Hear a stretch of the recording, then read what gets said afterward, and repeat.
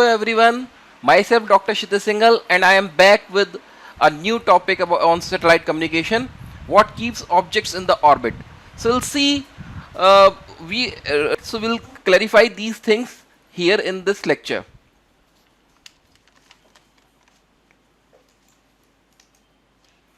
So from long time many questions are troubling us.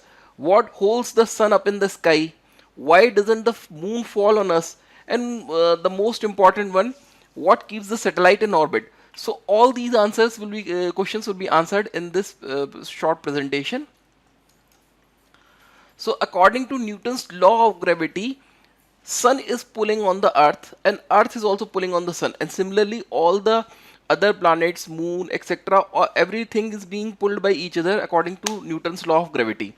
Since both are quite large, the force must also be quite large, and hence the sun and planets pulling on each other with such a large force should fall into each other, and there should be a boom, a big boom, and the planets and all moon should destroy.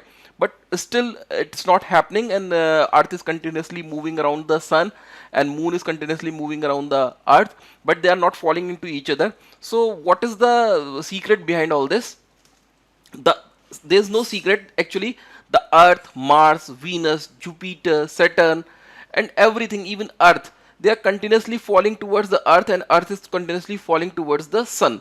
In this picture you can see that the earth is falling 93,000 miles towards the sun, and similarly it is also missing it by same amount of distance. So our salvation is that they are moving sideways along with falling towards them. So the earth move towards the sun, but it also misses it by the same distance because it has a sideways velocity also. You can understand this process by considering an example. Suppose you have a string, and at the end of the string there is a tied rock, and you are swinging the string over your head.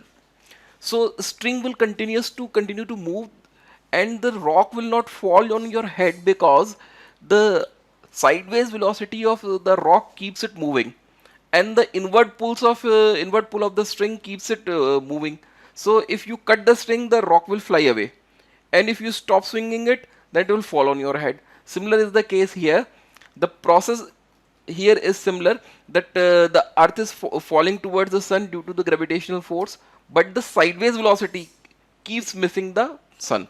So if any of the force misses, then the earth will either go off or will fall into the sun. So this process is repeated continuously as the earth and other planets make their apparently unending trips around the sun, and the moon makes its trips around the earth. A planet or any other body which finds itself at any distance from the sun with no sideways velocity will quickly fall without missing the sun. This we'll see in more detail in the next few slides. Suppose if we switch off the gravity, so what will happen? If we switch off the gravity, the earth will lose its orbit and move away. It will go far away. And similarly, if we turn off the velocity switch, sideways velocity switch, then again the earth will fall into the sun and will have a big boom. So both the forces, that is gravitational force and sideways velocity, they are equaling up each other, and so the earth or any other planet keeps into the orbit. Now how this relates to the launching of a satellite? Suppose let us see that how we launch a satellite. Can we mimic the same thing which is happening with the earth and sun and launch an artificial body into the space, and that will orbit around the earth like earth is orbiting around the sun or the moon is orbiting around the earth? So we'll take a small cannon, a weak cannon, and the range is 4,000 miles and period is 90 minutes. So sideways velocity is required. Now we shoot this cannon, but the short cannon can send it only to a few hundred yards. Now we take a larger cannon. So larger cannon shoots it a little further, but still the ball lands a few miles, 100 miles away only. Now we take a super shooter cannonball. It travels 1,000 miles, but the curvature of Earth still has an effect and it lands onto the Earth. And now we take mega super big cannon. So it imparts the required sideways velocity. So the Earth gravitational pulls keep it into the orbit, and sideway velocity keeps it missing the earth. So the 5 miles per second hour or 17,000 per miles per hour, this was the speed that was required to keep the satellite into the space. This is unthinkable speed. Up to the earlier, when rockets were not developed, it was not possible to launch artificial satellite into the space. So once we are able to impart, the ball or the satellite start missing the earth as it falls, and we are able to place our artificial satellite into the earth's atmosphere. You can think this speed is so high that the fastest jet plane that also flies with the speed of 2 to 3,000 miles per hour, and we require 17,000 miles per hour of speed.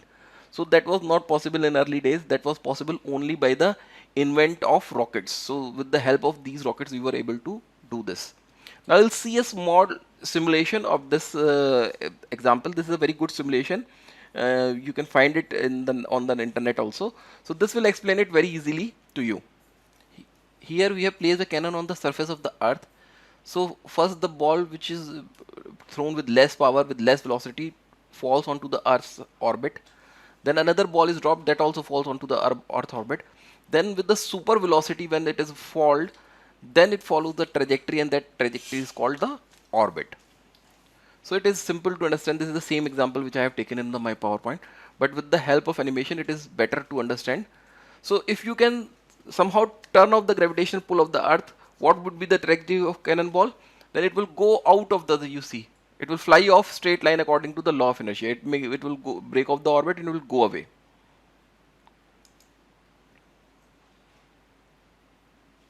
If we'll turn our gravity back on, what would happen to a cannonball or any other satellite if it weren't moving relative to the earth?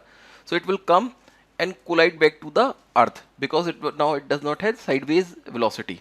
So gravity would pull it straight down towards the earth. So this is the balance between the two forces, that is gravitational force and the sideways velocity. Thank you.